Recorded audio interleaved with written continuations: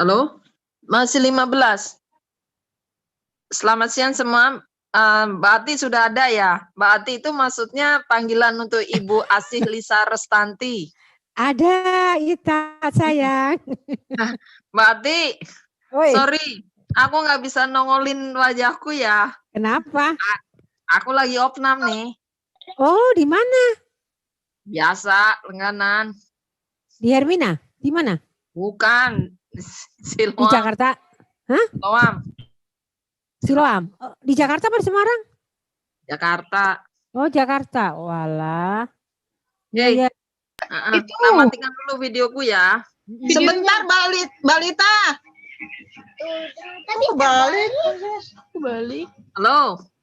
Ini Halo, siapa selamat siang, Bu. videonya terbalik ya? Iya, Sumi, Mbak. Balik sih. Iya sih, Oke. ajaib. Ini udah 18, kita tunggu sampai berapa? Yasid yang di YouTube berapa orang? Saya hadir ya Mbak Lita. Coba. Sebentar, Mbak, sebentar. Balik. Ini Baik. semua tolong Ya. mute ya. Di mikrofonnya dicentang kecuali pembicara, host dan ini.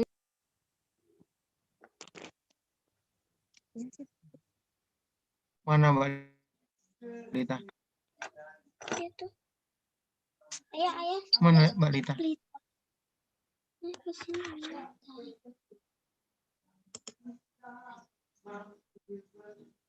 Oh, di mute. Ask to unmute. Pas to unmute Mbak Lita. Mbak Lita suaranya nggak kedengar? Tadi kepencet ya?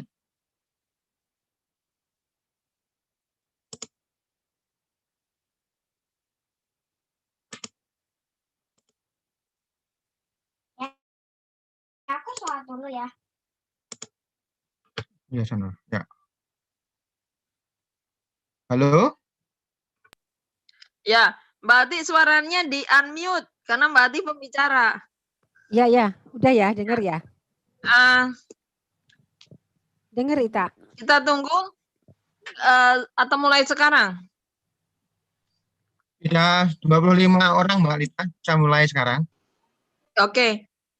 Teman-teman yang baik, selamat siang semua. Assalamualaikum warahmatullahi wabarakatuh. Assalamualaikum warahmatullahi wabarakatuh. Salam sehat semua. Selamat datang, selamat bergabung buat Ibu Asih Lisa Restanti, atau kalau saya manggilnya Mbak Ati, ya. Bu Asih ini adalah teman dulu lama saya, ya sampai sekarang sih maksudnya, ya sama-sama orang Semarang, dan beliau adalah sarjana farmasi, apoteker, dan sekarang di BP POM yang ngurusin obat, makanan, semuanya izin itu termasuk vaksin itu dari BP POM ya. Jadi tapi kali ini Ibu Asih atau Ibu Ati secara pribadi nanti dengan Dokter Fahmi. Dokter Fahmi adalah suaminya Bu Ati atau Bu Asih, ya dulu teman juga ya. Teman sesama dulu kita kuliah, cuma beda-beda fakultasnya. Nah, nanti kita ada 2 sesi. Pertama dengan Ibu Ati dulu atau Ibu Asih, panggilannya Ibu Ati ya. Namanya Bu Asih Lisa Restanti. Ibu cantik ini sudah nenek dengan 1 cucu ya. Ya. Terus Terus nanti dilanjut dengan Dokter Fahmi, dokter spesialis penyakit dalam internis, darah dan kanker. Yang kemarin menyuntikkan vaksin ke Pak Ganjar, Gubernur Jawa Tengah itu Dokter Fahmi. Ya.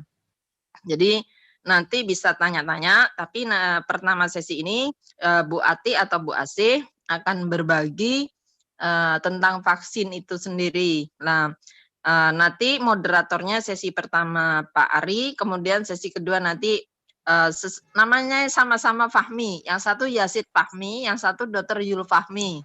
Jadi nanti bingung, supaya nggak bingung nanya Dr. Fahmi ya, bukan nanya ke Fahmi. Dan ini moderatornya namanya Yazid Fahmi. Ya, panggil Yazid aja jangan Fahmi supaya nggak bingung sama moderatornya nanti sama-sama Fahmi gitu namanya. Jadi silakan kita mulai. Bismillahirrahmanirrahim. Saya serahkan waktunya pada Bu Ati, Bu Asilirsa Reslanti, dan Pak Ari. Ya, dan teman-teman mohon yang tidak jadi pembicara, tidak jadi host, videonya di-mute, boleh baru di-unmute atau mikrofonnya dihidupkan kalau sudah bertanya. Waktunya diskusi, bagi yang tidak bertanya tetap di mute ya, seperti itu. Oke, saya persilahkan ada Pak Ari untuk memandu diskusi dengan Bu Ati, dan mohon nanti kalau bertanya jangan berebutan. Ya, terima kasih. Selamat berdiskusi, selamat bersekolah. Salam sehat semua. Terima kasih. Terima kasih Mbak Lita. Assalamualaikum warahmatullahi wabarakatuh. Selamat siang, salam sejahtera buat kawan-kawan semuanya. Saya sedikit saja untuk mengantar, nanti langsung Bu Ati yang akan Bu Asilirsa Reslanti ya, nanti yang akan banyak bicara. Teman-teman silakan mic-nya dimatiin, dicentang gitu ya, tanda merah itu dulu. Terus kalau ada kira-kira sudah ada pertanyaan, bisa menuliskan di itu ada chat ya, di bawah itu, di bawah ada tulisan chat, bisa dituliskan di situ nanti kalau ada pertanyaan-pertanyaan daripada tidak lupa. Kalau kira-kira kesulitan tulis di chat itu ditulis tangan juga, punya kertas ditulis dulu pertanyaannya, nanti pas dibuka sesi pertanyaan silakan langsung bertanya begitu ya. Nanti akan dikasih waktu untuk bertanya untuk teman-teman semuanya. Jadi nggak usah khawatir. Sekarang di mute dulu atau dimatikan dulu mic-nya masing-masing. Saya persilakan ke Mbak Ati untuk memulai presentasinya. Silakan. Saya bisa dikasih untuk share screen, Pak? Oh boleh. Saya jadikan co-host ya, Mbak. Ye, co-host ya.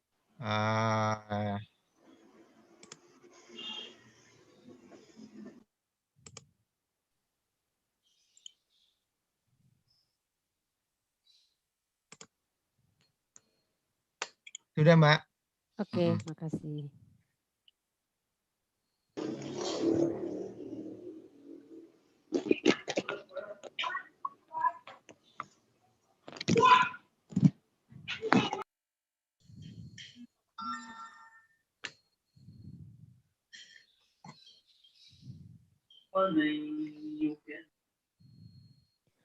Assalamualaikum warahmatullahi wabarakatuh. Waalaikumsalam warahmatullahi Selamat wabarakatuh. sore. Om Swastiastu, Namo Buddhaya, salam kebajikan. Ya, terima kasih.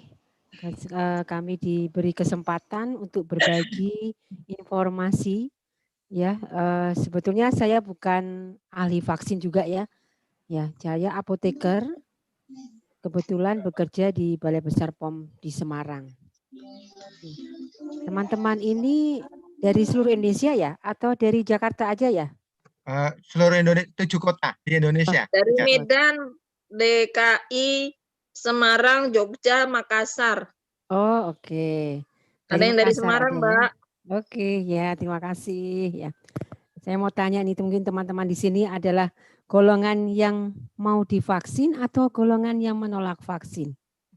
Mudah-mudahan termasuk golongan pada mau tapi takut. oh pada mau tapi takut. Terus banyak beredar berita-berita apa yang miring gitu ya. Dan nanti Ya. silakan Bu Ati menjelaskan. Oke. Nanti kan tak kenal maka tak kebal ya kalau untuk vaksin. Kalau kita nggak mengenal vaksin, kita takut divaksin, kita jadi nggak kebal. Ya, itu mungkin sesuai dengan kapasitas saya sebagai apoteker ya, yang kebetulan bekerja di Balai Besar POM. Kami akan menceritakan dulu sebetulnya sebelum vaksin itu diedarkan apa sih yang dikerjakan oleh pemerintah ya. Yang pertama tentunya ada pre-market ya, sebelum suatu vaksin itu di launching atau diedarkan pasti dilakukan pre-market. Di sini ada uji klinik.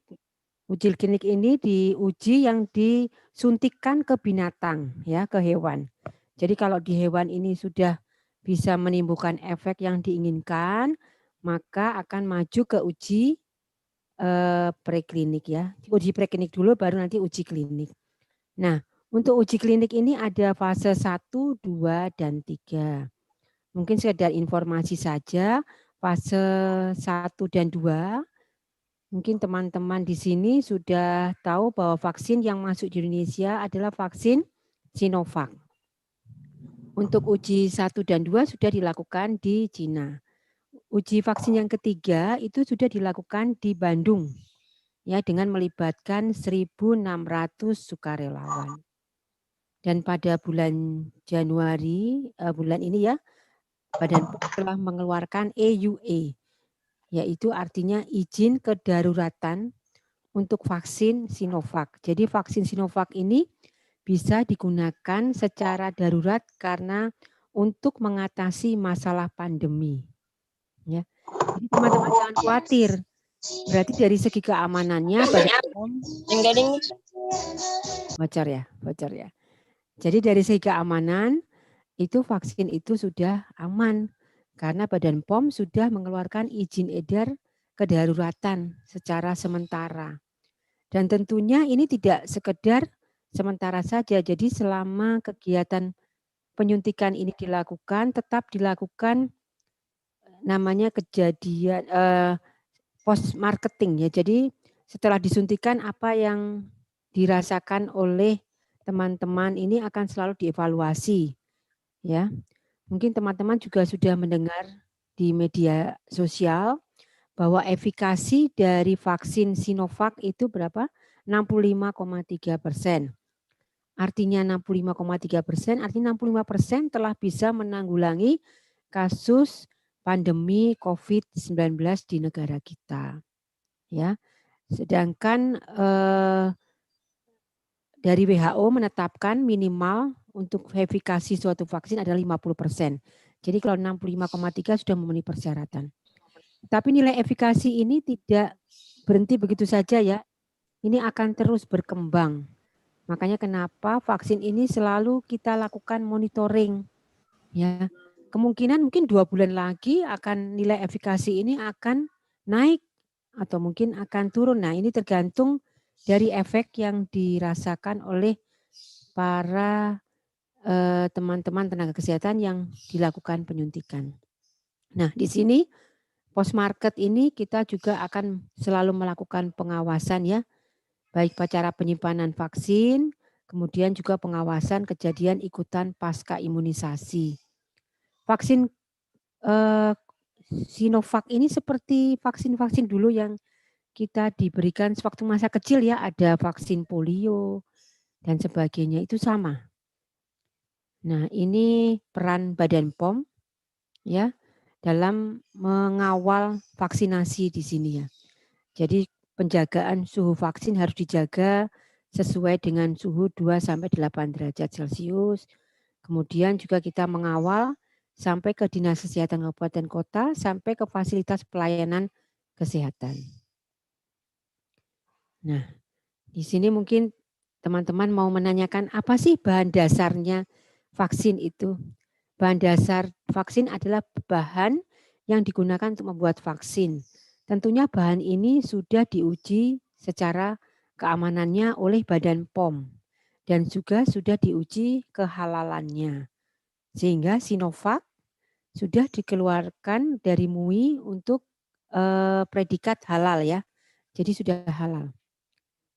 Kemudian 2 hal yang banyak dibahas, apakah perlu vaksin COVID? Kemudian apa pilihan vaksinnya? Akan kami bahas satu persatu. Perlu vaksin COVID? Tentunya perlu, ya. Karena kita akan mencapai herd community, jadi kekebalan kelompok, ya. Kalau misalnya nih kita tidak dilakukan vaksin, kita tidak punya tentara dalam tubuh yang melindungi tubuh kita jika kita terkena serangan COVID-19. Jadi dengan adanya vaksin ini seperti tentara dalam tubuh, ya, yang melindungi tubuh kita jika ada musuh yang mau masuk ke dalam tubuh kita. Jadi kita lebih kuat meskipun tidak menjamin bahwa dengan divaksin kita tidak akan terkena COVID ya.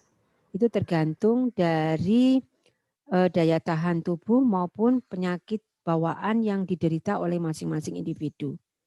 Setidaknya jika ada serangan COVID ke dalam tubuh kita, jika kita sudah dilakukan vaksin, kita punya tentara dalam tubuh untuk melawan COVID-19 ini, tentunya gejalanya tidak terlalu parah, ya, sehingga bisa diatasi dengan mungkin isolasi mandiri saja, jadi termasuk yang tanpa gejala ataupun gejala ringan. Ya, itulah. Jadi teman-teman di sini saya himbau untuk tidak takut ya dilakukan vaksin supaya kita menjadi kebal. Kemudian kita juga melindungi orang-orang yang kita cintai. Karena dengan adanya kita yang sudah divaksin, itu yang namanya COVID akan masuk ke dalam tubuh kita, dia akan tidak bisa masuk ya. Jadi berpindah ke lain tempat atau mungkin ke lain. Ada yang raise hand? Nanti pertanyaan sekalian aja ya. Kemudian di sini di Nanti diabaikan dulu nanti aja. Oh ya, oke. Lanjut dulu. Ya. Kemudian ada 5 vaksin ya yang masuk di Indonesia. Yang pertama Pfizer, Moderna, Oxford, Sinovac, Novavax.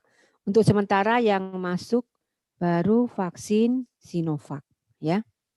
Sinovac ini kenapa pemerintah Indonesia pertama kali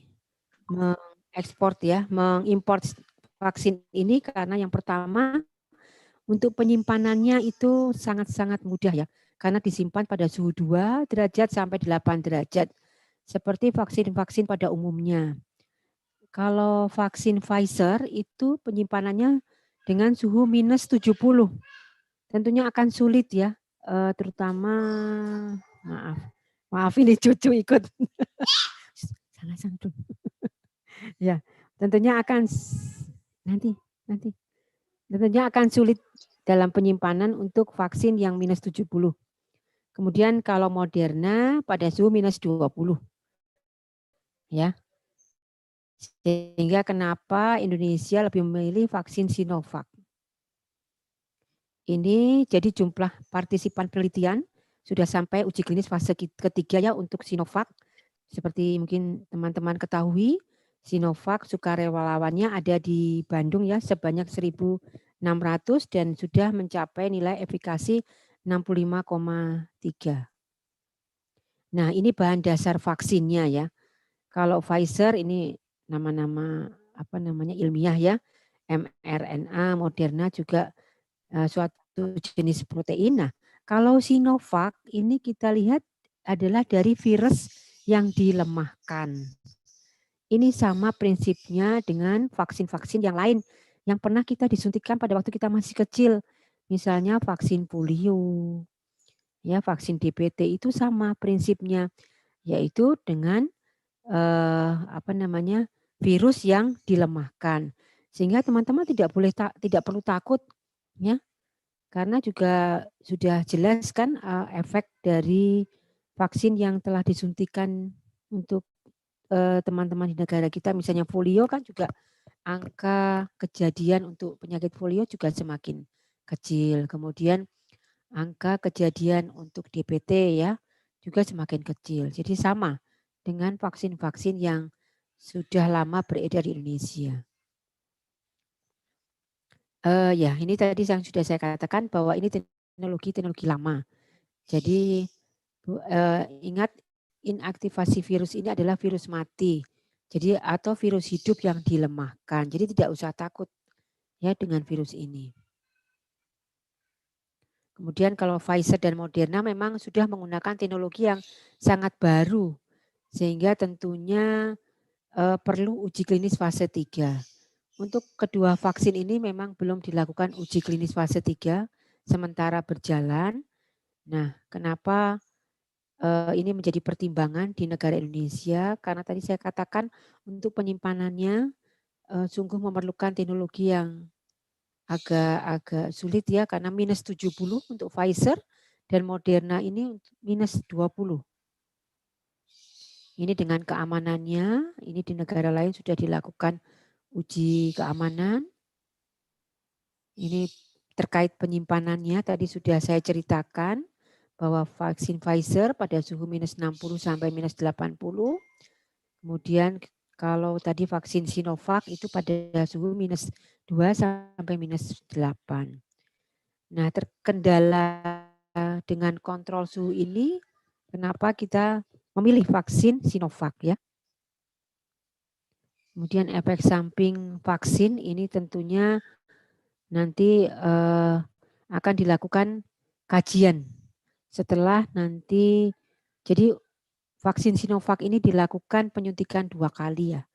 Jadi hari pertama dan hari ke-14. Tujuannya apa? Pada hari ke-14 ini akan diharapkan timbul antibodi yang maksimal. Sehingga bisa menjadi tentara bagi tubuh kita untuk melawan penyakit COVID ini yang masuk ke tubuh kita.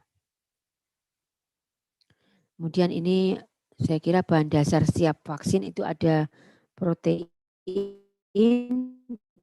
dan viral vector ya. Kemudian ini bahan dasar dari setiap vaksin, bahan dasar dari mRNA. Ya. Jadi kenapa perlu vaksin ya di tubuh kita ya? Ini saya akan cerita. Jadi sistem imun itu terpapar pada waktu kita terinfeksi itu namanya IG ya, karena sudah ada tentara yang melawan ya. Nah, untuk itu hari ke-7 itu akan timbul juga IgM ya. Tentara kita semakin karena IgG-nya sudah lemah, kemudian timbul hari ke-7 IgM yang akan semakin meningkat. Nah, untuk itu dengan adanya vaksin itu kita memicu untuk tumbuhnya antigen antibodi di tubuh kita ya, memperbanyak tentara yang mendukung kerjanya anti IgM dan IgG di tubuh kita ya. Itu bisa dipicu dengan adanya vaksinasi ini. Makanya kenapa kita harapkan teman-teman di sini tidak takut untuk dilakukan vaksinasi ya. Jangan terlalu percaya dengan mungkin di medsos timbul bahwa setelah vaksinasi seperti kemarin ada hoax ya, vaksinasi polio menimbulkan meninggal dunia yang divaksin 10 orang. Nah, itu juga hoax. Sebetulnya yang meninggal itu justru mereka-mereka yang belum dilakukan vaksinasi polio, bukan mereka yang sudah divaksinasi polio. Ya. Nah, beberapa poin penting terkait suhu penyimpanan vaksin di sini. Vaksin Sinovac ini bisa disimpan di cooler box ya, sehingga sangat efektif dan efisien. Kenapa menjadi pilihan dari negara kita untuk mengimpor vaksin Sinovac ini, ya, dibandingkan vaksin-vaksin yang lain. Mungkin sekian paparan dari kami. Selanjutnya mungkin sekalian dulu dari Dr. Zulfahmi atau mau diskusi? Dokter Fahminya sudah ada Ya. juga, Ibu. Sudah, Pak? Sudah? Assalamualaikum. Ya. Halo. Assalamualaikum Mbak Lita. Dari saya sini. Dan MC. Kalau MC-nya Pak Ari, lain saya MC-nya ngomong cucu. Siang Dr. Zulfahmi, apa kabar? Semoga sehat. Kalau Dr. Zulfahmi sudah ada, sekalian aja ya, Pak Ari, ya supaya nanti nggak lama. Nah, ini yang ditunggu-tunggu nih, semua berita orang takut nanti efeknya kan apalagi ditambah berita di luar negeri ada yang habis disuntik sakit, terus ada apa gitu, terus juga kriteria orang gitu yang divaksin seperti apa, kenapa ada larangan, terus kapan orang Indonesia bisa divaksin, bayarnya bagaimana, terus efek vaksin itu katanya ada yang bilang hanya berlaku setahun itu divaksin lagi lah kayak gitu loh. Ini kan PRT ini kan supaya tahu tidak termakan juga berita ini kan mendingan kita datangkan para ahlinya. Pak Fahmi ini yang kemarin nyuntik Pak Ganjar Gubernur Jawa Tengah. Jadi sudah dokter bertahun-tahun, ahli darah, ahli kanker. Ya, Ya, gitu. Ya, silakan Dokter Fahmi. Ya, sehat-sehat ini semakin segar aja. Ya, harus toh. rajin bersepeda dia. Beliau rajin bersepeda gitu. Oke, silakan. Ya, Pak Ari, Ya. silakan. Ya, silakan Pak Dokter. Silakan. Lanjut aja. Di co-host sudah? Oh, saya host ya. Sebentar.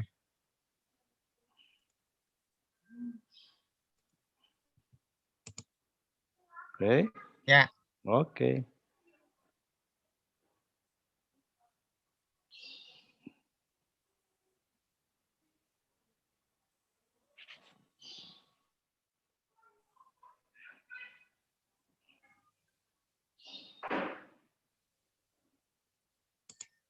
Sudah kelihatan? Belum muncul? Belum muncul. Hmm. Sebentar.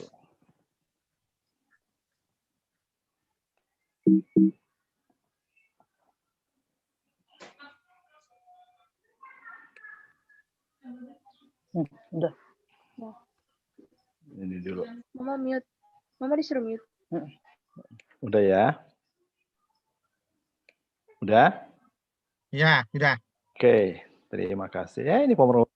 Ya. Assalamualaikum warahmatullahi wabarakatuh. Assalamualaikum. Selamat sore, menjelang sore pada moderator Mas Ari ya, Iya, Pak. sama Mbak Lita itu dulu teman kosnya istri saya. Ya, perkenalkan dulu, Lisa itu istri saya. Saya kebetulan suaminya. Artinya saya berbahagia atau Bu Asih yang berbahagia dapat saya. Kalau saya ini saya lebih ganteng. Podo-podo tuh Pak. Foto ya. Ya. Baik. Terima kasih atas kesempatan yang diberikan kepada kami. Kita santai saja. Memang kalau urusan COVID itu vaksinasi harus santai. Seperti disampaikan oleh Bu Asih tadi bahwa tidak kenal maka tidak kenal maka tidak kebal gitu ya. Baik. Saya akan memberikan sedikit informasi sepanjang sepengetahuan saya. Seandainya mungkin saya masih kurang ya bisa dilanjutkan dengan diskusi. Baik. Pertanyaan mendasar itu adalah kenapa sih kita harus divaksinasi?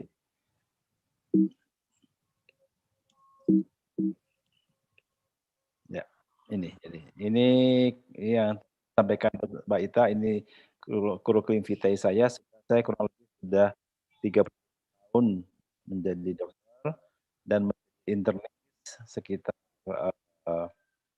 sudah sekitar 20-an tahun dan menjadi fellow onkologi ahli darah dan kanker itu sekitar 6 tahunan.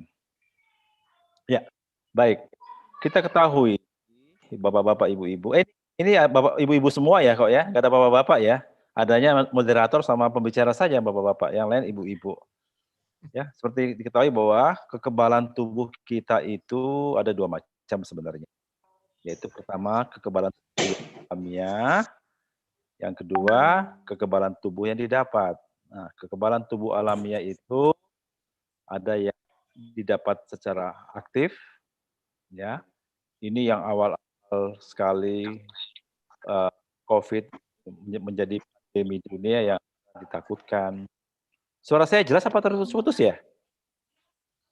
Kok kayak kayak delay ya? Jelas Dokter Fahmi. Ya, jadi ini yang kita paling takutkan adalah kalau kekebalan tubuh itu yang didapatkan karena infeksi. Karena tidak semua manusia itu kuat untuk melawan infeksi tersebut. Ya, namanya herd immunity alami. Jadi herd immunity itu ada dua macam, ada herd immunity alami dan herd immunity yang dibuat.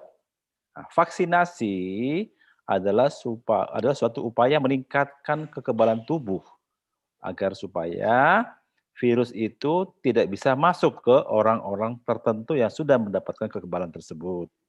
Itu yang paling penting diketahui. Virus itu tidak bisa hidup di ruang terbuka, tidak bisa hidup di udara, tidak bisa hidup di jalan.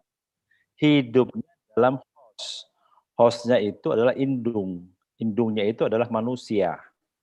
Jadi kalau seandainya virus itu berjalan, kemudian dia akan masuk ke orang yang sudah ada kekebalan, dia pindah mencari orang yang tidak kebal. Kalau semuanya kurang lebih 70% ke atas manusia itu sudah kebal, ya insya Allah penyakit COVID itu tinggal sejarah. Seperti halnya cacar air ataupun polio. Dulu kita lihat polio itu kita kemana pasti ada orang yang lumpuh kakinya mengecil. Ibu-ibu, bapak ibu jalan kemana-mana kan sudah sangat jarang sakit polio itu. Itu adalah salah satu contoh keberhasilan negara kita untuk memberantas penyakit virus ini. Jadi jangan takut, pemberian virus ini bukan pertama kali negara kita melakukan. Dulu yang lahirnya tahun 67 sampai 65 sampai tahun 70 itu ada vaksinasi cacar air. Itu juga sama untuk memberantas cacar air. Sekarang cacar air sudah tidak ada lagi.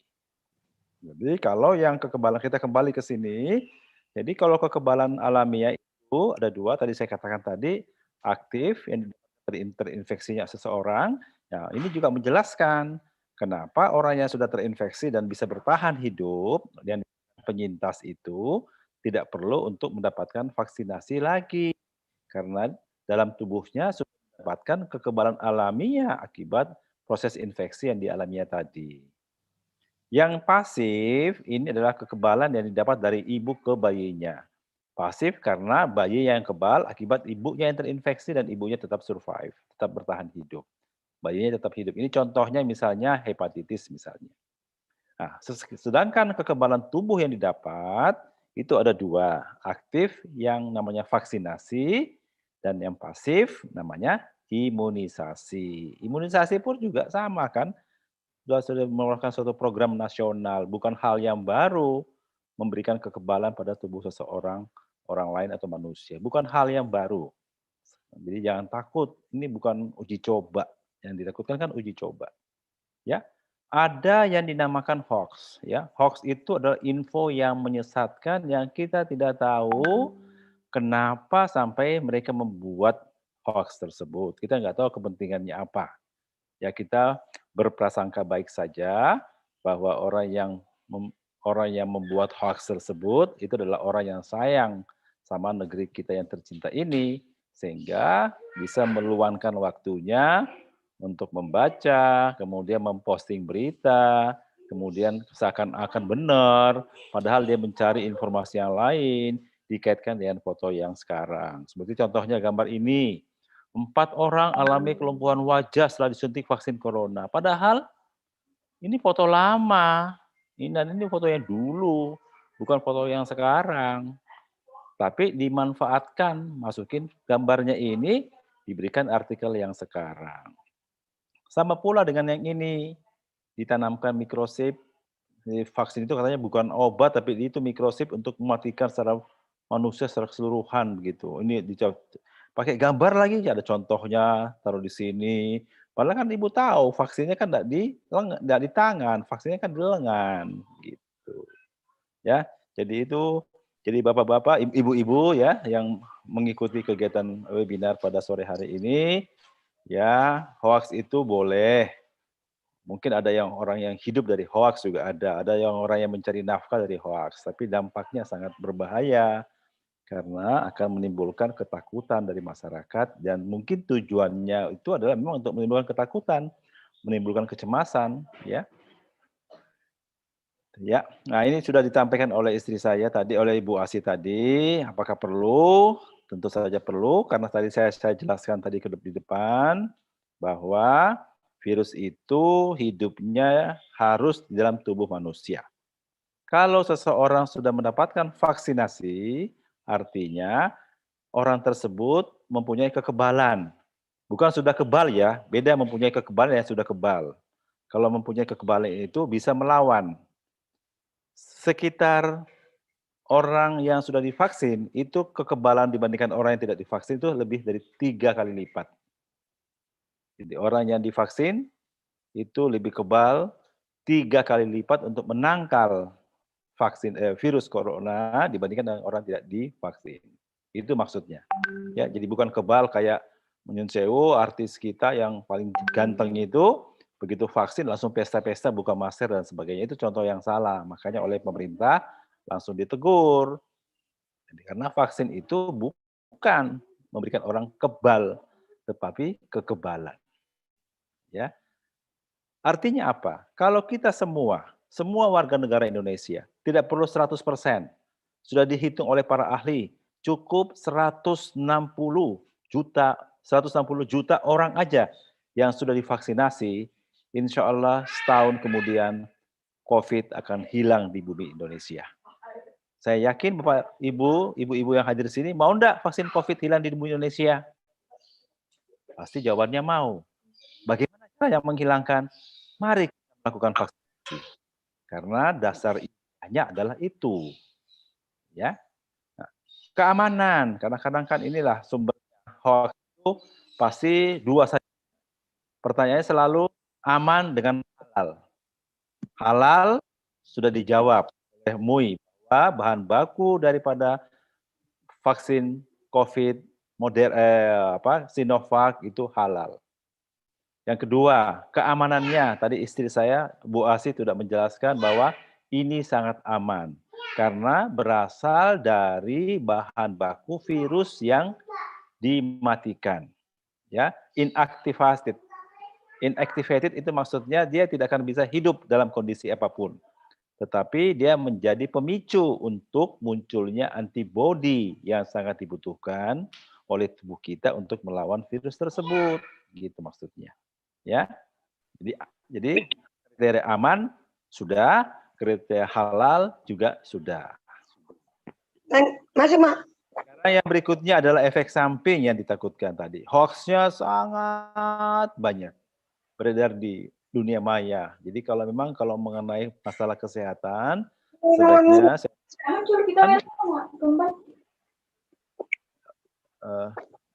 saya sarankan Ibu untuk membaca ataupun tidak mendengarkan dari yang berita-berita yang beredar di masyarakat.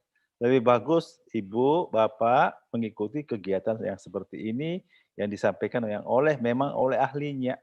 Kadang-kadang dia nebeng aja, ditulis oleh profesor macam-macam, ternyata bukan.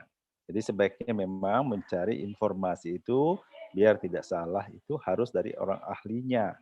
Sekarang media untuk bertanya itu sudah sangat luas. Ya.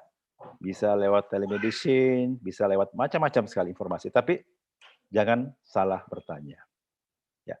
Kalau vaksin sudah melewati tahap seperti tadi dijelaskan oleh Ibu Asih bahwa vaksin itu ada namanya uji fase 1. Uji fase 1 itu artinya vaksin itu dibuat dengan tujuan tertentu dan terbukti bisa bermanfaat. Itu fase 1. Fase 2 ini masih lab sifatnya. Fase 2 obat atau vaksin tersebut sudah diujikan ke manusia. Langsung manusia dan tidak mempunyai tapi hanya terbatas. Dan tidak mempunyai efek samping yang berbahaya. Fase 1 harus lulus, ini pada binatang coba. Fase 2 itu pada manusia tapi jumlahnya terbatas. Nah, fase 3 itu adalah uji vaksin yang sudah melibatkan masyarakat. Diuji coba dalam jumlah yang besar. Seperti yang dilakukan di Bandung kemarin yang terangkan oleh Ibu Asih. Sudah 1.600 sampel, masing-masing 800 yang diberikan vaksin yang ada isinya Sinovac, dan 800 yang berisi placebo atau cuma air aja.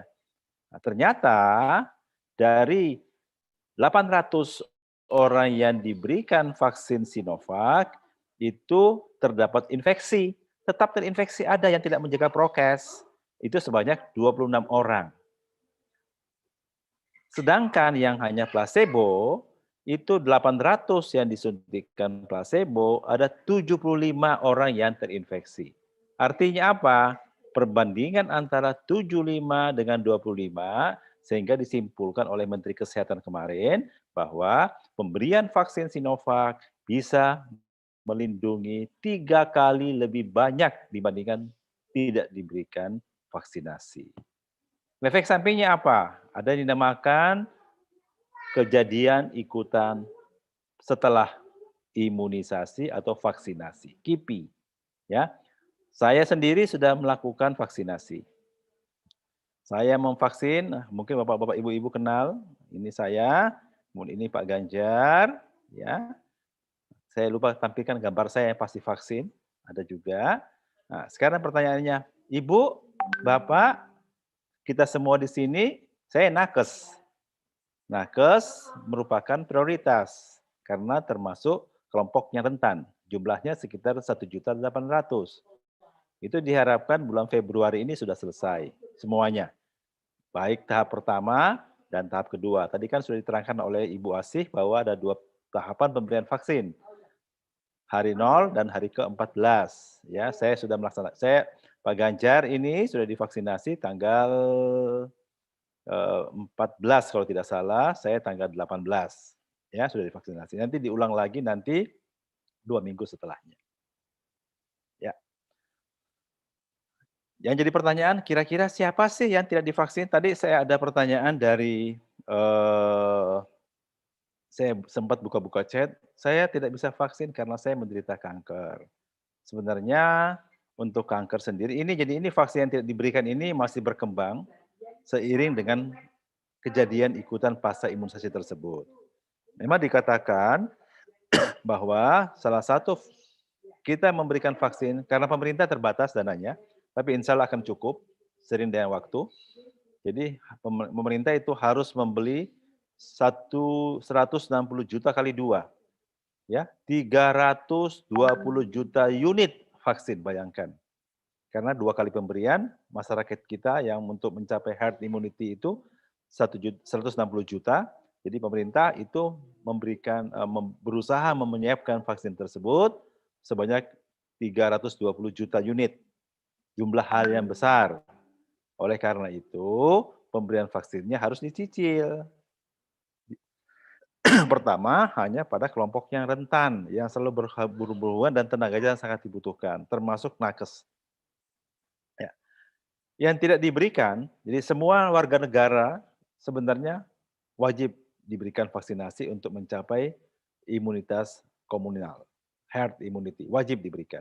Tapi cukup 60-70%. Jadi sekitar tadi yang saya katakan. Nah, kelompok yang tidak diberikan, itu ini sebenarnya upaya untuk melakukan screening untuk mengurangi apa istilahnya, mengurangi kebutuhan vaksin kita disiapkan oleh negara kita. Yang pertama, bila orang tersebut mempunyai penyakit tekanan darah tinggi, ya, ini dari ahli yang berembuk itu, pokoknya kalau lebih dari 140/90, maka vaksin jangan diberikan dulu saat itu. Tetapi kalau misalnya tensinya terkontrol, itu bisa diberikan. Ya. Teo, kau bagi dulu bebek lampu sana. Ya, ada kebocoran itu. Orang Makassar itu, saya tahu. Orang Makassar. Yang bocor. Pak Dokter Fahmi ini dari Makassar. Iya. Kemudian yang kedua adalah pernah terkonfirmasi menderita COVID. Kenapa tidak boleh? Yang saya katakan tadi, bahwa orang ini sudah mendapatkan kekebalan alamiah secara aktif karena terinfeksi. Jadi nggak perlu lagi diberikan. Nah, kemudian yang ketiga adalah yang sedang hamil atau menyusui. Ya, karena belum ada penelitian yang menunjukkan bahwa aman untuk ibu hamil. Nanti suatu saat mungkin berubah. Seandainya sudah ada penelitian, ini kan kita penyakit baru. Semua diuji coba. Nanti suatu saat mungkin ini akan berubah mungkin suatu saat. Untuk saat ini karena belum ada informasi penggunaan pada ibu hamil pada uji tahap 3, sehingga disarankan jangan diberikan dulu. Kemudian mengalami gejala ISPA, sesak nafas yang menyerupai infeksi COVID dalam 7 hari terakhir. Ini juga ditunda diberikan. Ya. Atau ada anggota keluarga yang serumah yang sedang dalam perawatan tetapi belum sembuh. Ini juga kaitannya hampir sama dengan ini, karena dicurigai masih terinfeksi COVID gitu. Jadi kalau sudah lagi terinfeksi, ya tidak ada gunanya diberikan. Sebenarnya tidak berbahaya karena virus ini adalah virus yang di-inactivated, jadi tidak mungkin dia hidup kembali gitu ya. Kemudian ini sedang mendapati terapi jangka panjang terhadap kelainan darah. Karena kita tahu bahwa tentara kita alamiah itu adalah leukosit, sel darah putih. Nah, kalau dia mendapatkan misalnya ada leukemi misalnya, kanker darah putih, itu kalau dalam pengobatan itu tidak bisa diberikan. Orang yang menderita sakit jantung berat, ya, sesak nafas. Tetapi kalau sakit jantungnya terkontrol, baik dengan pengobatan stabil kurang lebih 3 bulan, ya boleh. Ya. Atau seseorang yang menderita penyakit autoimun lupus misalnya dan masih flare up, masih dalam pengobatan, itu juga tidak boleh. Tetapi kalau hanya riwayat dan kurang lebih stabil sudah 3 bulan atau 6 bulan terakhir stabil, parameter klinis tidak ada, boleh diberikan. Atau orang yang sakit ginjal, menjalani cuci darah misalnya, masih aktif menjalani cuci darah, tidak boleh diberikan. Kemudian ada penyakit autoimun yang lain, misalnya rematik autoimun atau rematik artritis, ini mungkin masuk kelompok terakhir aja deh. Untuk saat ini jangan dulu, karena ditakutkan belum ada penelitian menjawab keamanan pemberian ini pada orang-orang yang gangguan rematik akut.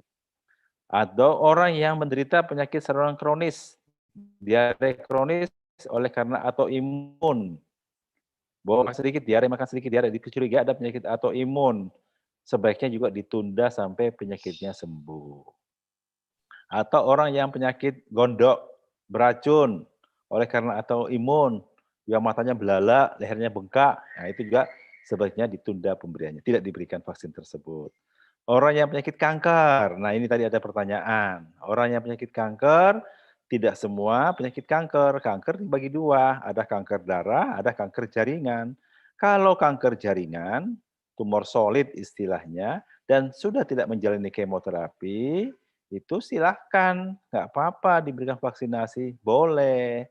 Cuman urut-urutannya mungkin di belakang. Kita dahulukan dulu yang aktif-aktif. Kenapa begitu? Karena kita memang terbatas vaksinnya. Ya, terbatas vaksinnya. Kita milih yang kira-kira yang manfaatnya lebih banyak dibandingkan risiko kurang baiknya. Bukan berarti menganggap bahwa warga yang sakit-sakit ini warga kelas 2, tidak begitu. Tetapi dalam hal kepentingan nasional, kepentingan herd immunity, maka harus ditata penata laksanaannya, mana yang rentan, mana yang tidak rentan.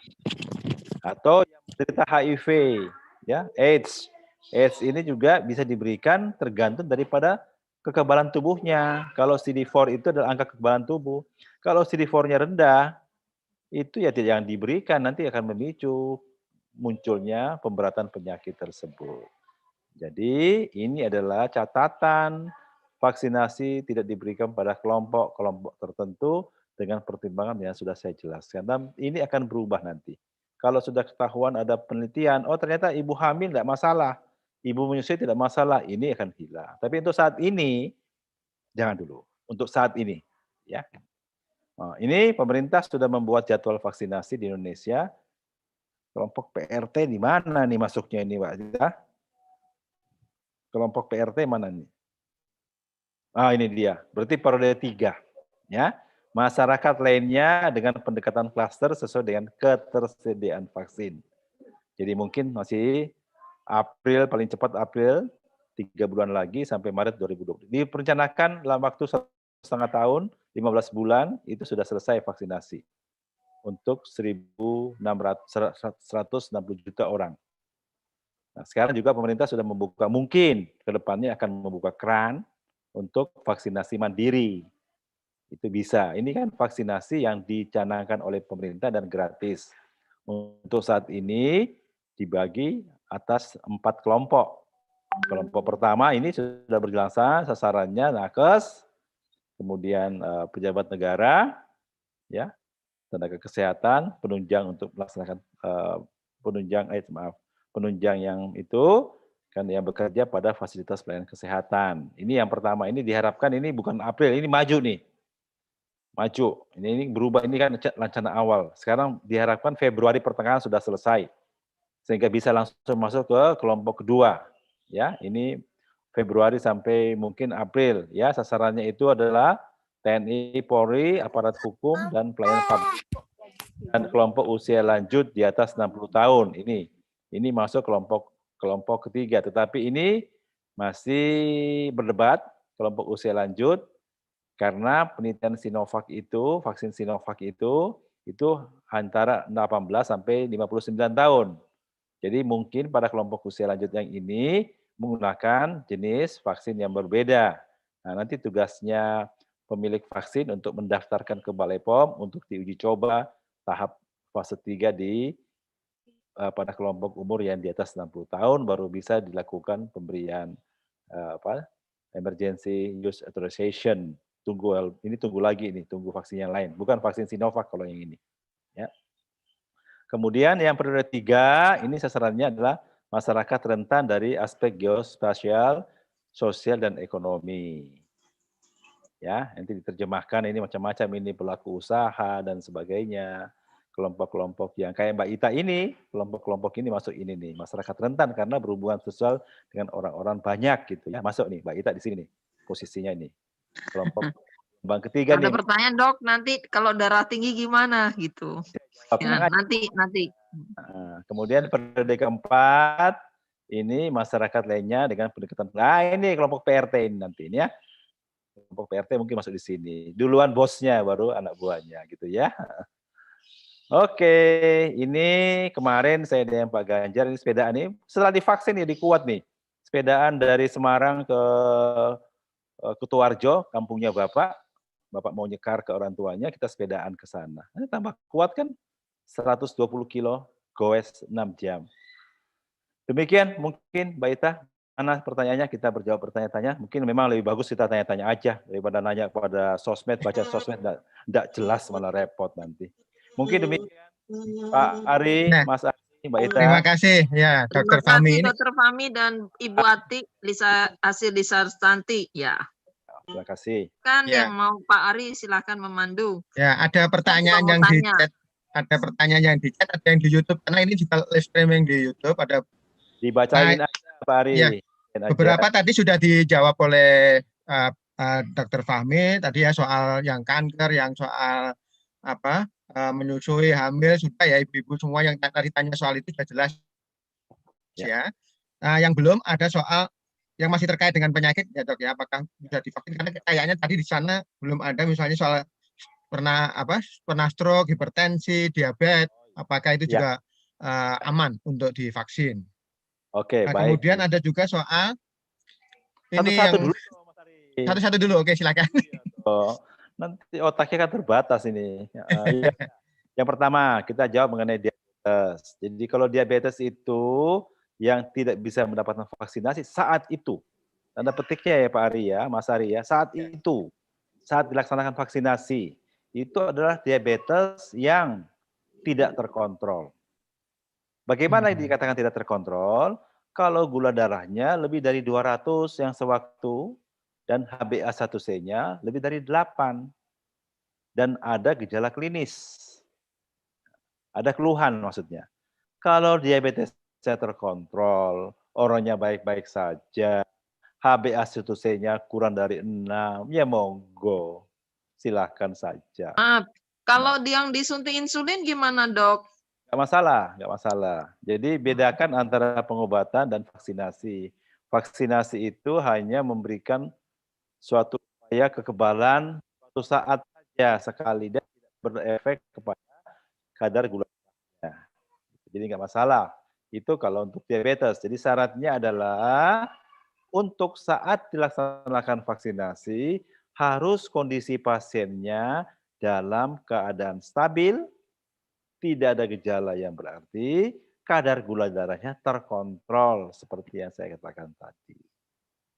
Ya, untuk diabetes. Tapi kalau gulanya tinggi 400, masih bolak-balik pipis, ada kram-kram, matanya blureng, kabur, jangan dulu. Dikontrol dulu diabetesnya. Yang sampai ada apa-apa nyalahkan vaksin. Padahal memang wayah diabetes saya kan gitu. Oke. Ya, apalagi tadi lagi? Penyakit apa lagi Pak Mas Yang Fahmi? hipertensi. Sudah saya katakan tadi bahwa hipertensi saat dilakukan vaksinasi, itu tensinya harus kurang sistolik yang di atas kurang dari 140, diastolik yang di bawah kurang 90. Teman-teman mengakali itu, teman-teman nakes. Ini nakes ini saya buka ini enggak apa-apa ini saya buka warung. Teman-teman itu pengen banget vaksin, teman-teman dokter. Kok dok, tensi saya kok 150 per 80 ya? Udah, ntar malam saya kasih obat ini, besok pagi tensi masih turun. Dia ke rumah sakit, tensi 130, 80. Bisa, suntik aja, pulang, selesai. Gitu, jadi jangan takut, nakes aja ya begitu, gitu ya. Saat dilakukan vaksinasi, maksudnya. Makanya, karena kita sadar benar, bahwa dengan saya divaksin itu, saya bisa mempunyai kekebalan. Bukan kebal loh ya, kekebalan 3 kali lebih baik. Prokes tetap harus dilaksanakan. Prokes tidak boleh dilupakan. Jangan seperti Raffi Ahmad ya, begitu suntik langsung wah bukan pesta, bukan masker dan sebagainya, itu salah. Karena vaksinasi itu adalah suatu upaya untuk mengeliminasi virus tersebut. Ya, mengapa? Itu ada yang rame ya, yang di Bupati Sleman itu sudah vaksin kena. Kurang lebih 6 hari setelah vaksin dia kena. Itu masih bisa dijelaskan. Tadi Bu Asi sudah menjelaskan bahwa vaksin itu tidak langsung memberikan kekebalan. Ada fase-fase yang dia lewatin.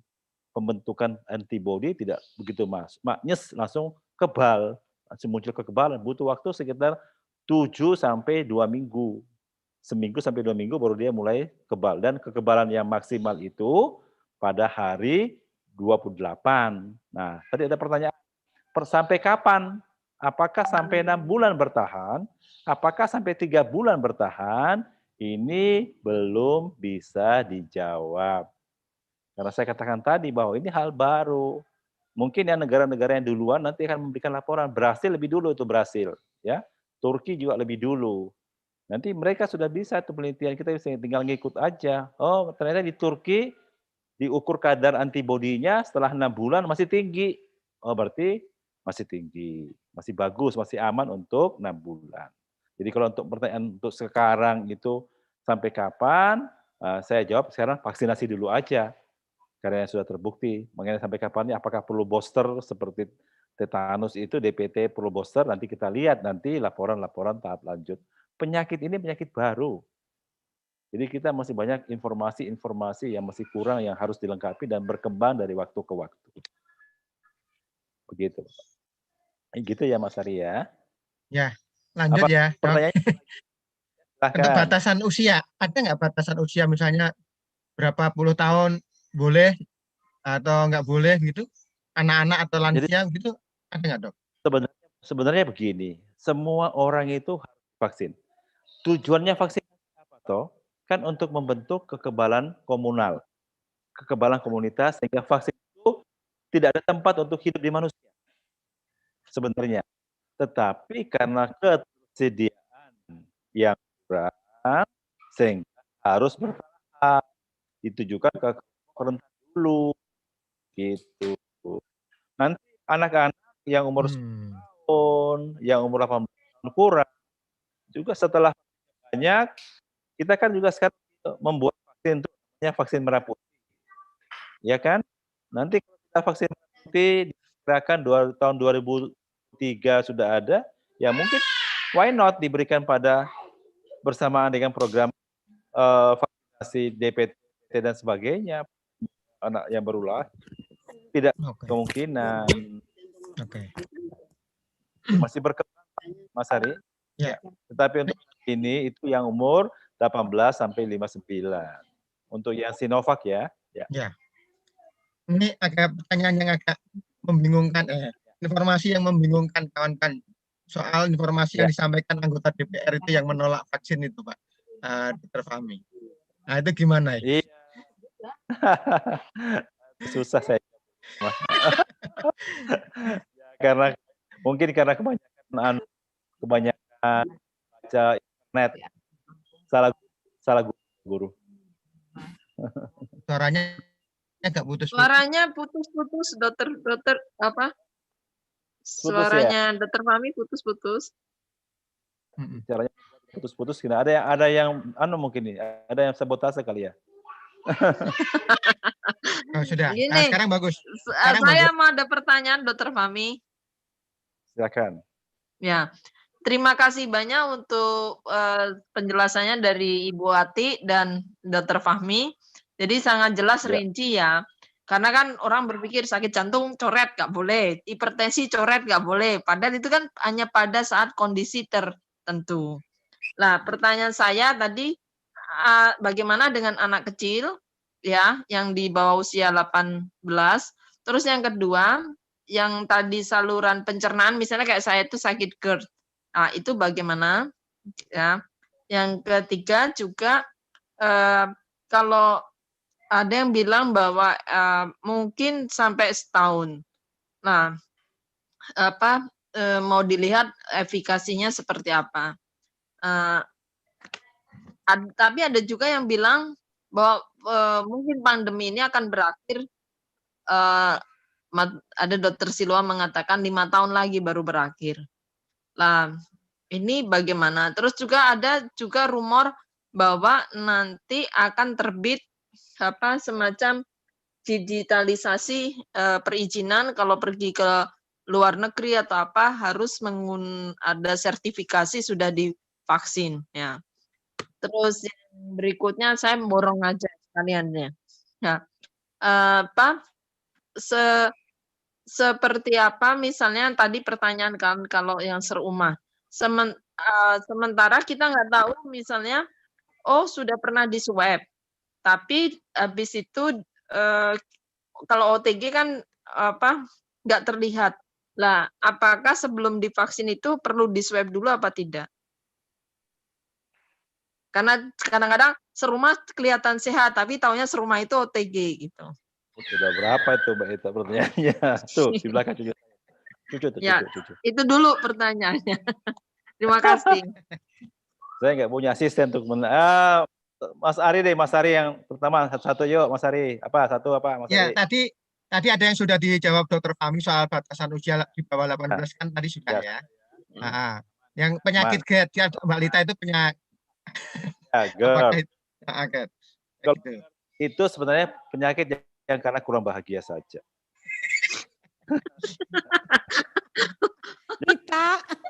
Penyakit yang besok tak demo ini. Jadi penyakit yang dimaksud dengan penyakit gangguan pencernaan itu ada gangguan pencernaan atau imun, Mbak Ita. Maksudnya itu gangguan pencernaannya atau imun. Kolitis ulceratif namanya. Penyakit kolitis ulceratif itu adalah penyakit gangguan diare kronis yang disebabkan oleh karena gangguan autoimun. Maksudnya yang itu maksudnya. Bukan yang jadi karena kalau GERD boleh ya. Bukan gara-gara karena kurang bahagia. Kalau GERD itu obatnya gampang kok. Tanya tuh Bu, apa tuh kalau GERD itu? Obatnya BPJS. Iya, BPJS obatnya. Butuh pelukan juga sentuhan. Bisa aja. Itu tuh sampai Mbak Milasari ketawa-ketawa itu karena juga mungkin merasa BPJS-nya kurang. Jadi hanya butuh pelukan juga Tuhan. Terus yang ketiga apa Mas Ari? Yang ketiga apa lagi? Tadi dari kita.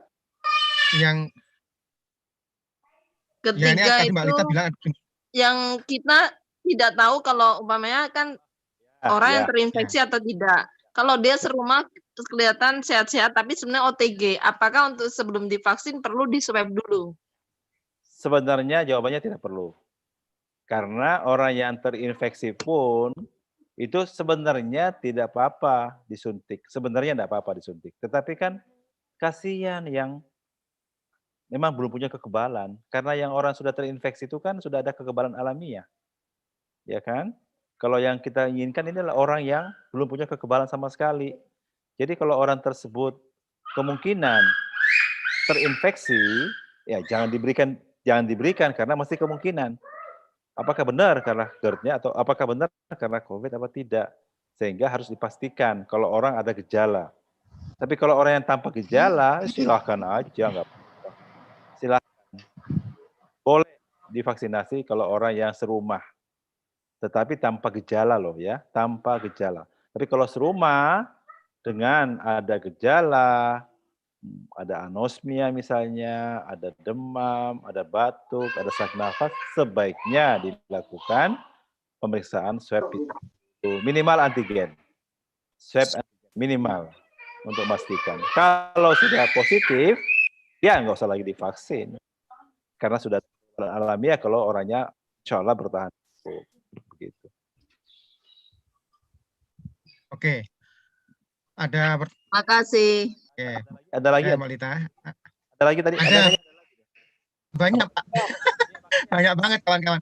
Misalnya yang ini yang di chat. Ya. Gimana? Yang di chat ini ada yang tanya, Pak Dokter, saya punya kanker payudara dan masih treatment dengan obat Arimidex setiap hari. Oh. Nah, kalau tumor solid selalu agak rendah. Kalau tumor solid boleh. Kalau tumor solid boleh. Yang nggak boleh tumor darah. Tumor ada, katakan tadi, tumor itu ada dua macam. Tumor padat dan tumor darah. Kalau kanker payudara itu tumor solid. Kalau tumor solid, kalau sudah stabil, silahkan vaksinasi. Boleh, kalau sudah stabil. Kalau yang tumor kanker payudara itu ada 3 macam sebenarnya. Ada yang hormonal, ada yang hair, ada yang triple negatif. Nah, yang nanya itu harus diperjelas dulu. Dia jenis yang tipe mana. Kalau yang tipe hormonal, hormonalnya diobati dulu. Kalau sudah terobati, silahkan divaksinasi kalau sudah stabil. Kalau saya lihat dia menggunakan apa? Obat yang rutin, minum obat apa? Yang sekarang? Yang pertanyaan kanker tadi? Oh, tadi Arimidex. Arimidex itu berarti dia hormonal. Hormonal itu kalau tidak ada keluhan, boleh divaksinasi kalau sudah stabil, tidak ada keluhan selama 3 bulan terakhir atau parameter biomarker tumornya CA12-5-nya sudah negatif. Kan ada parameter tumornya, ada parameternya. Kita bisa ukur. Kalau itu sudah normal, silahkan. Oke. Kalau yang bermasalah itu kalau tumor darah, leukemi itu tidak boleh, limfoma juga tidak boleh. Harus stabil dulu, sudah selesai fase induksi dulu, dia sudah maintenance, baru bisa. Kalau tumor itu ada fase-fasenya, tidak semua sama. Jadi membutuhkan pendekatan tersendiri. Ya, saya Mas Ari, ya. boleh? Ada lagi? Ya. Yang mau dengar yang dari Makassar biar keluar suaranya. Coba mana ada nggak dari Makassar? Nah, pakai bahasa Bugis boleh, pakai bahasa. Silakan. Ya. Yang dari Makassar, Pak Rekate, silakan. Ini apa orang Makassar, dokter dari Makassar ini kangen karena nggak. Ya. Dan dari Pak Rekate, silakan bertanya. Ayo Mbak Jus, silakan. Tadi Mbak Jus mau tanya. Ya, selamat sore Dokter Fahmi. Yeah. Saya Uki dari Makassar. Dari mana, Ki? Ya, dari Makassar. Dari Sinjai, daerah Sinjai. Saya tinggal di Makassar. Sinjai itu artinya sama banyak, Mbak Ita. Ya. Sinjai itu artinya sama banyak. Ya. Oh. Ya. Seimbang, ya. Seimbang. Ya, mari silakan ya. Terima kasih. Saya punya pengalaman flu, demam. Setelah 3 hari saya minum obat, 3 hari kemudian hilang penciuman. Nah, kemudian saya mencoba untuk melakukan rapid antigen. Hasilnya positif. Informasi dari teman nakes bahwa kalau hasilnya antigen itu positif, itu sudah otomatis katanya COVID, seperti itu. Nah, saya juga takut, saya langsung isolasi mandiri. 2 hari kemudian setelah saya isolasi mandiri, saya melakukan swab, alhamdulillah ternyata negatif. Apakah dalam situasi seperti itu, karena penjelasan tadi Dr. Fahmi bahwa ketika pernah ini terkonfirmasi COVID, berarti sudah tidak layak untuk divaksin. Nah, situasi saya seperti itu gimana? Apakah saya masih bisa divaksin atau bagaimana? Karena ini juga informasi pasca swab saya masih kehilangan penciuman, padahal itu sudah hasilnya negatif, Dok. Nah, ini kan juga membuat saya kehilangan penciuman sampai 12 hari. Nah, ini juga membuat kita bingung karena orang bilang kalau hilang penciuman itu sudah gejala COVID, tapi alhamdulillah saya hasil swabnya negatif. Nah, ini mungkin perlu penjelasan. Oke. Ya. Oke, terima kasih Mbak Jus. Apa namanya? Namanya Jusmiati. Jusmiati, ya, Dok. Sudah pergi ke polisi? Bukan kehilangan penciuman, lapor polisi toh. Lapor polisi kehilangan penciuman gitu. Masa kehilangan kambing aja dilaporin? Iya. Baik, ya. Jadi gini, kalau untuk diagnosis untuk COVID itu bukan swab antigen. Salah. Diagnosis COVID itu tidak otomatis. Diagnosis COVID itu gold standarnya adalah swab PCR. Karena swab PCR itu kita bisa ketahui value-nya, nilainya itu berapa. Kekebalan tubuh yang dibentuk oleh virus tersebut. Kan gini, kalau ada virus yang masuk ke badan, itu tubuh membentuk antibodi. Karena ada antigen yang virus yang masuk. Reaksi antigen dan antibodi itu bisa diukur oleh alat namanya CT value. Nah, dikatakan negatif kalau ada, tetapi CT value-nya lebih dari 38.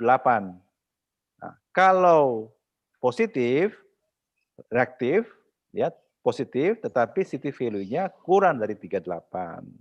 Jadi itu dikatakan positif. Kalau ibu itu masih namanya suspek, belum konfirmasi. Kita tetap berpegang pada hasil swab. Ibu tidak hilang penciuman, ibu tidak lapor polisi, makanya salah gitu.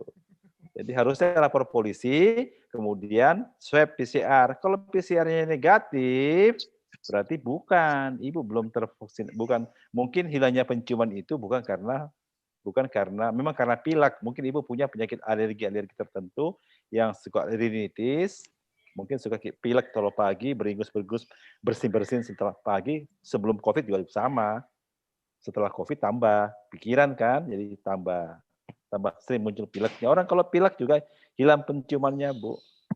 Gitu ya. Ada caranya obat yang mengetahui, katanya cium bau ketek. Nah, kalau sudah cium bau ketek ada, berarti sudah normal. Jadi begitu. Jadi kalau saya, kenapa orang yang sudah positif, sudah positif itu tidak perlu, bukan tidak wajib ya, bukan dihilangkan. Untuk saat ini gantian dulu kalau orang yang masih belum punya kekebalan sama sekali. Bukan tidak boleh tanda, oh pokoknya dilarang. Bukan. Untuk saat ini jangan dulu, antri. Gitu. Jadi gitu, karena dia sudah diperkirakan kalau yang sudah terinfeksi itu mempunyai kekebalan alamiah yang lebih bagus. Ya, begitu ya, Bu Sinjai. Jangki lupa lapor polisi ya, Bu. Nanti habis ini kita ke kantor polisi lapor kehilangan. Alhamdulillah sekarang sudah normal, Dok. Ketemu? Ya. Alhamdulillah. Ya. Ya, sudah normal, Dok. Silahkan, Miki. Boleh divaksin, tidak apa-apa. Silahkan. Berarti anak saya, Dok, tidak bisa karena dia positif. Kalau positif, tidak perlu. Bukan tidak bisa, tidak perlu. Lain tidak bisa, lain tidak perlu.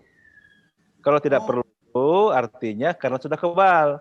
Kalau tidak bisa, dilarang. Gitu. Beda ya. Ya. Maksudnya beda. Berarti artinya indikator hilang penciuman itu bukan indikator positif COVID ya, bukan. Itu hanya swab PCR. Harus.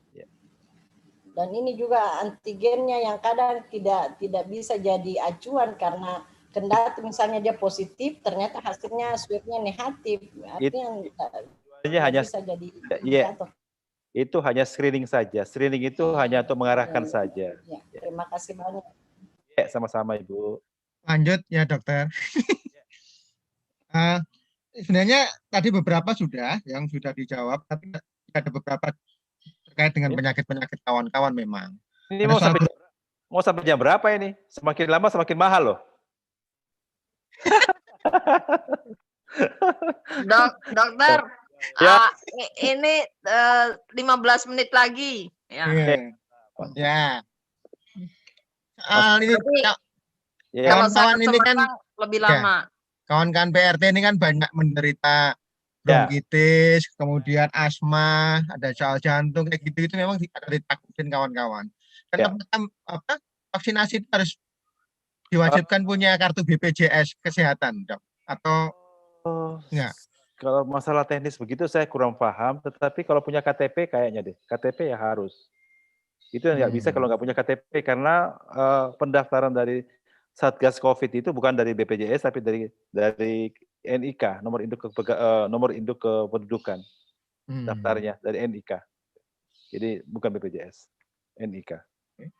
Jadi bisa semua warga karena kemarin sudah disiarkan gratis dan lewat NIK, tidak lewat BPJS.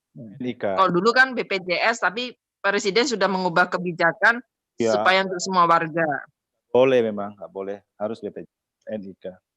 Yang sakit asma tadi pertanyaannya boleh ya divaksin?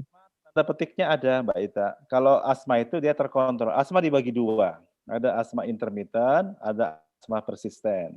Kalau asmanya intermittent, kalau tidak serangan, boleh. Tapi kalau asma persisten, yang tiap hari sesak, jangan dulu. Nah, karena jangan sampai vaksin jadi kambing hitam lagi. Habis vaksin kok sesak meninggal. Ternyata memang dia poso. Nah, Luar Makassar tahu itu poso. Apa itu? Itu bengek. Oh. Oke. Ada lagi yang lain? Untuk Bu Asi itu pertanyaan ditanya itu. Apa wajah aja cantik-cantik. Nunut. Bu Asi tadi ada pertanyaan tapi sebenarnya tadi sudah dijelaskan Bu Asi di awal-awal. Ada pertanyaan di YouTube apakah vaksin itu dari virus yang sudah mati. Itu ada pertanyaan begitu Bu Asi. Inactivated itu sudah mati. Jadi jangan khawatir karena kan ada orang-orang pintar yang bikin hoax itu, nanti hidup kembali vaksinnya. Nah, itu vaksin mati kok hidup kembali. Emang zombie apa? Bisa hidup kembali. Oh ya, saya ada pertanyaan. Ya. Kalau sudah tercipta herd community, sejauh mana berapa tahun lagi kita harus pakai masker? Emang masih ada orang yang cantik gara-gara masker, memang ada. Jadi kalau pakai masker lebih ganteng, lebih manis gitu ya. Gitu. Kalau ahli yang mengatakan itu sekitar 1 sampai maksimal 2 tahun. Kalau tercapai herd immunity 70% ke atas. Kalau nggak sampai 70%, tidak akan bisa. Tetap pakai masker terus. Jadi tergantung kedisiplinan kita semua. Mengapa kita wajib mensukseskan program pemerintah ini? Karena itu. Untuk kebaikan kita, melindungi diri sendiri, melindungi negara, dan melindungi bangsa Indonesia. Ya, berarti gini ya dokter, semakin tidak disiplin, semakin lama pakai masker. Iya, nggak rampung-rampung nanti. Mau sampai kapan kita berbuat untuk negara ya saat ini sekarang jadi pahlawan ini. Tuh. Ya, jadi harus tetap pada prokes ya. Jadi teman-teman, ya itu pesannya kan kita ini kan ini penyakit baru sudah dijelaskan oleh Dr. Fahmi dan Ibu Ati. Meskipun sudah divaksin, teman-teman harus mau divaksin. Asal sesuai dengan kondisi fit dan tadi sudah dijelaskan, dan juga teman-teman tetap pada prokes meskipun sudah divaksin, bukan berarti kebal tapi kita punya kekebalan. Jadi beda kebal dan kekebalan ya. Terus anak-anak juga harus dipantau, diingatkan karena anak-anak sering bandel nggak mau pakai masker, bilangnya macam-macam gitu kan ya, cuci tangan lupa kayak gitu. Jadi harus tetap disiplin itu kalau mau kita mengakhiri pandemi. Gitu. Setuju, Pak. Ada lagi teman-teman Kalau belum, saya serahkan pada Pak Ari untuk menutup. Kalau Bu, tidak ada, Mbak Ati ada ini yang perlu disampaikan? Iya, saya tekankan aja teman-teman untuk menerapkan ya prokesnya. Sekarang sudah bukan 3M ya, 5M. Ya, jadi apa itu Mbak Ati 5M?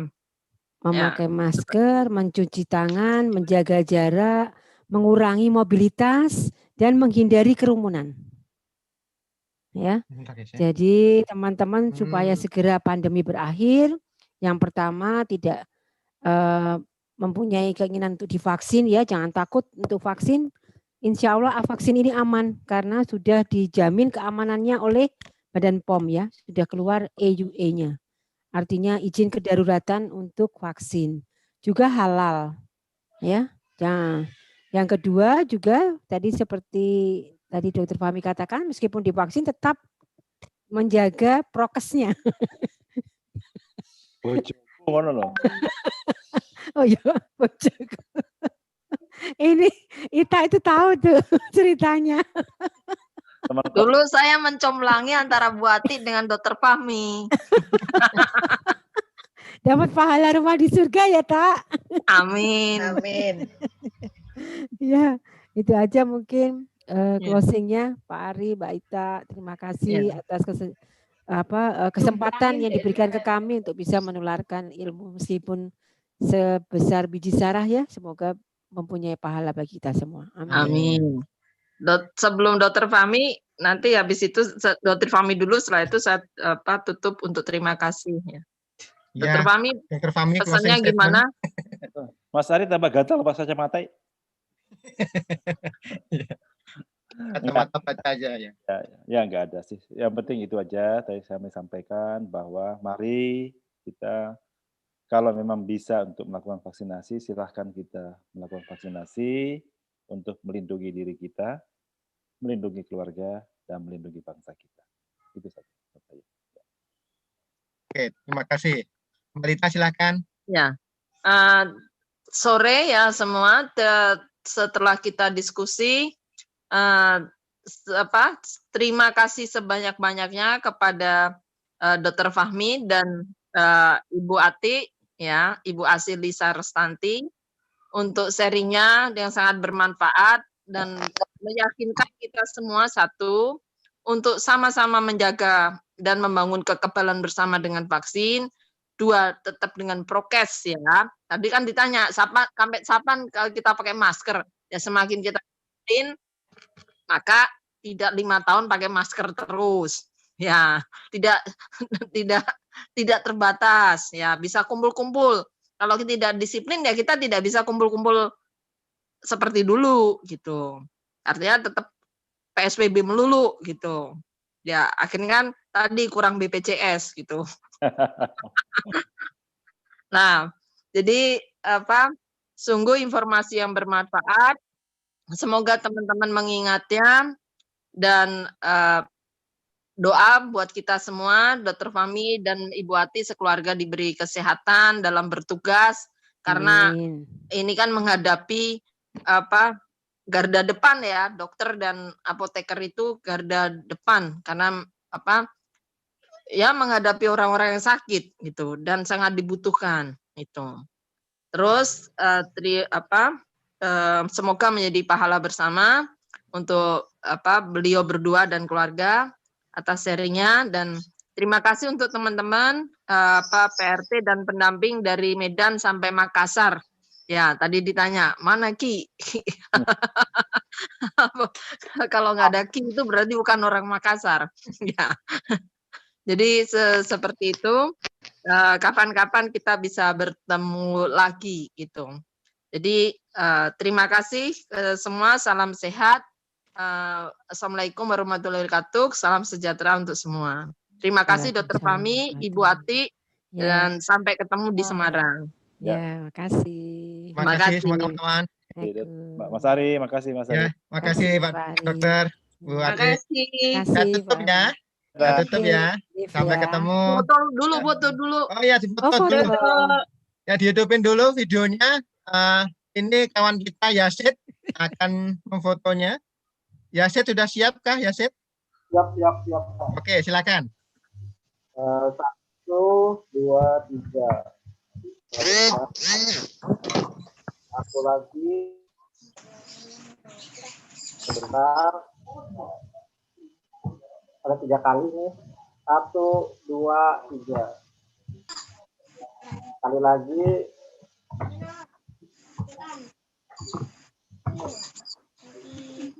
1, 2, 3. Udah. Kelar. Sudah Oke. ya, Sid. Ya. Terima kasih Terima semuanya, kasih. Ibu-ibu Iya. semuanya. Sehat selalu. Terima kasih Mbak Ati. Ya. Terima kasih Dokter Fahmi. Ya, salam sehat Assalamualaikum. semua. Salam sehat. Warahmatullahi Mbak Lita, makasih Mbak Lita, sehat terus. Amin. Makasih Mbak Lita, Dokter kangen sama Mbak Fahmi, Lita. Mbak Yati, Bu Dokter Yati. Makasih. Makasih Mbak Lita, jaga kesehatan. Ya.